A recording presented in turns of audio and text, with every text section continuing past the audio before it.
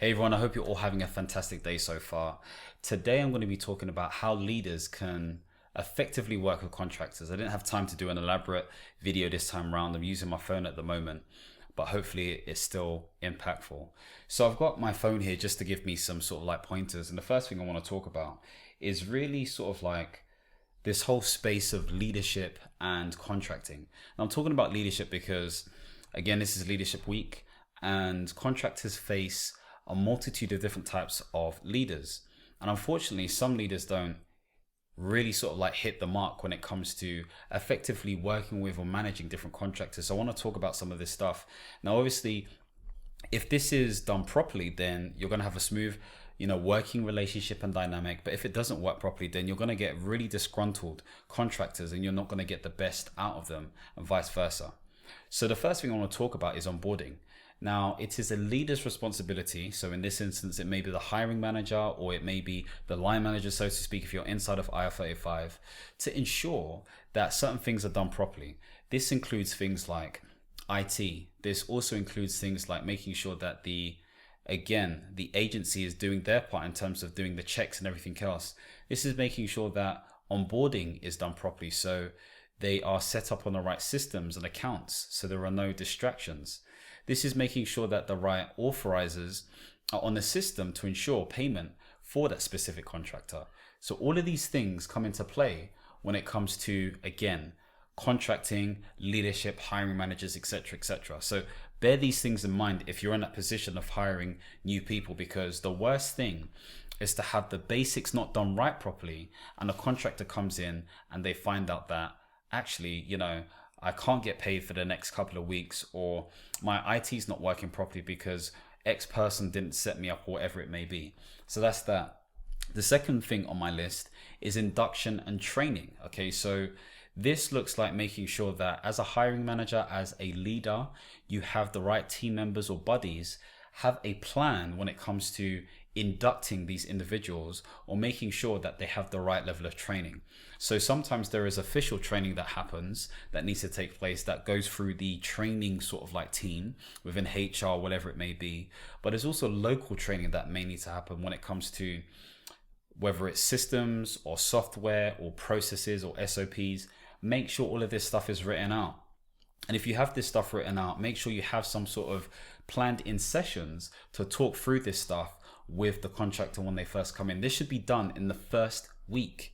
There should be no like games here. Again, if you're somebody who's aspiring to be a contractor or somebody who's looking at this, then again, this is the expectation you should have.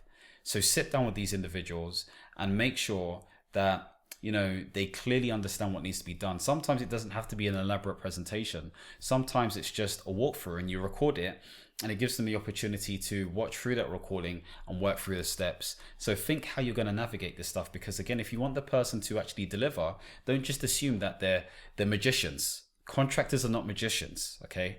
They're people too. They have emotions too. And you need to be able to make sure that they have the best possible conditions to not fail. So that's the second thing. The next thing is around attitude and culture. So of course, we know that contingent labor, that's the language that's used, are resources. And I don't like that stuff, in terms of that language, because I was a workforce and resourcing leader at one point in my contracting career. And as much as I don't like that term, that is the term that's used because, people are aligned to a budget. And, whether it's public sector or private sector, there's a certain amount of budget that needs to be spent. But anyway, the point being made is that although they are quote unquote different, or we are different, we're not different. We all bleed. We all need to use the loo. We all need to sleep. We all breathe the same air. We're human at the end of the day. And so ensure as a leader bringing in these types of people, you treat them accordingly. Okay. They have their own contracts. Maybe they don't need to be involved in certain organizational meetings, but make them as part of the group. Don't treat them as second-class citizens, so to speak. They want to be involved. Some don't necessarily want to be involved, and that's okay. That's the professionalism that they have. But just make sure that they are part of the unit. And so speak to your team members to ensure that, again, they are clear of the differences and their responsibilities, but also that they're not sort of like pushing them aside or whatever it may be. So think about all of this stuff. Okay, so culture and attitude is a big one. The one following on from this is making sure that there are one-to-one meetings. Okay, so what I mean by this is, again, as a leader, it's your responsibility to sit down with this person every week, every 2 weeks, whatever it may be, and not just look at deliverables and milestones. And this is more of an outside IR35 thing, but focus more on making sure that they're okay. Okay, do they understand what needs to be done? Are there processes that are missing or lacking? Can you strategize and plan together? Think about all of this stuff, because again, this allows you to develop the right sort of relationship. You're realizing here a lot of this is common sense, but it's in the weeds of the detail, and a common sense is not always common. And so bear all of this stuff in mind. Okay, have something set up in a calendar to sit down with this person and go through the different stuff. And of course, if you're a contractor listening to this or an aspiring one, you want to initiate that. Don't be afraid to initiate this stuff. The next thing is the contract. So what I mean by this is, as a contractor, you need to be extremely clear of what your contract says. This comes down to holiday and pay and what you're allowed to do and what you're not allowed to do. Of course, if you're inside of IR35, there is a different arrangement where HMRC see you as somebody who pays tax similar to an employee. When you're outside of IR35, you're mainly paying business tax, and of course, there are business expenses, etc., etc. But how people treat you is usually different, and it should be different based on that sort of like legislation, because that's how they sort of manage this stuff. And so if you're inside, there's going to be more of a sort of like line management sort of relationship, which is okay, but there is flexibility usually when it comes to holidays and stuff. But when it comes to outside, again, it's more based on deliverables, and you're working on your own clock usually. Some organizations may try to get you to do the whole, can you work within these hours and stuff? That's for you to agree with them. But be clear of your contract, because you being clear of your contract is going to enable you to understand what you can do and what you can't do. Sorry, that was the door. But anyway, before I continue, I just wanted to highlight, if you want to become a contractor within the UK, then you can check out my course, The Independent Consultant, a guide to become a contractor within the UK. And here's where I break down the comprehensive guide of how I got into the space and how you can get into the space too. Again, if you're also interested in coaching to transition into the space, then feel free to contact me via LinkedIn, via my DM, and then we can set up some sort of arrangement or conversation. But anyway, getting back into it, being clear of the contract is super, super important. The next thing is payment. So payment is a really, really important thing. So what I mean by this is, be clear of how you can pay your contractors. I'm talking to leaders right now.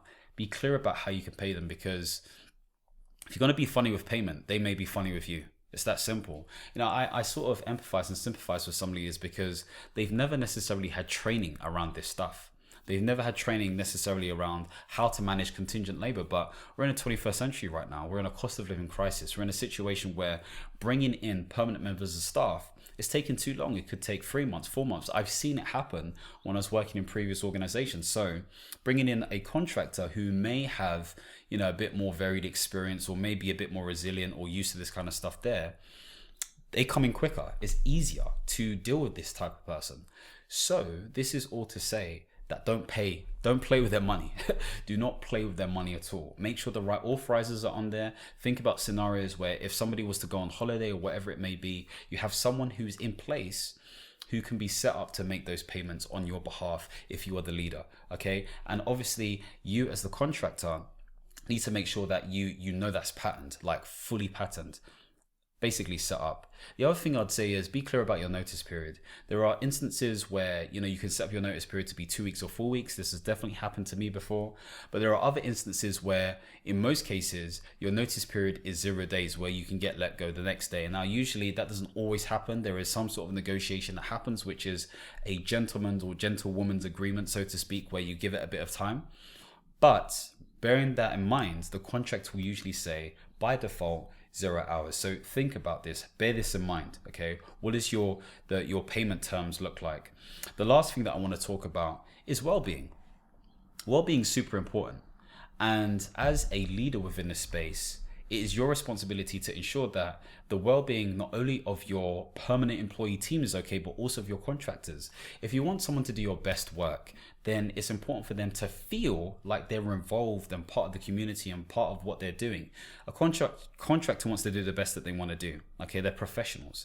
They are independent consultants, so to speak. And so, their value and their sort of like opportunity to get more works, the door's going to go. I can hear it because there's a delivery, guys. So if you hear something, Yeah, that's the door. But anyway, basically, their value is developed through ensuring that they provide, again, good works. So this is something for you to bear in mind as a leader. Just bear this in mind, that they want to do well for you. So you need to create that environment. So ask them how they're doing. Ask them if there's anything that needs to be done. Ask them if there's any support that they need, or you need to provide to them. These are all things to bear in mind. I've done this off the fly. Hopefully you understand what I'm saying here. So if you're a leader or a manager or hiring manager, this is important to know. But conversely, as a contractor, this is also important to know as well. Again, if you've got any questions around contracting, if you want to find out more information, feel free to message me on LinkedIn. So it's Michael Tabirade again. There's also my course, The Independent Consultant. Now, a lot of people have been asking me loads of questions, okay, which is perfectly fine. I'm happy to answer questions. However, I can't spend a long time answering questions. So again, I've packaged this in my course. Or again, if you want contracting coaching advice, then feel free to sit down with me. We can have a conversation about that as well. Anyway, if you want to see more videos like this, don't forget to subscribe and hit the notification bell. And as always, my friends, understand, reach, and expand. Peace.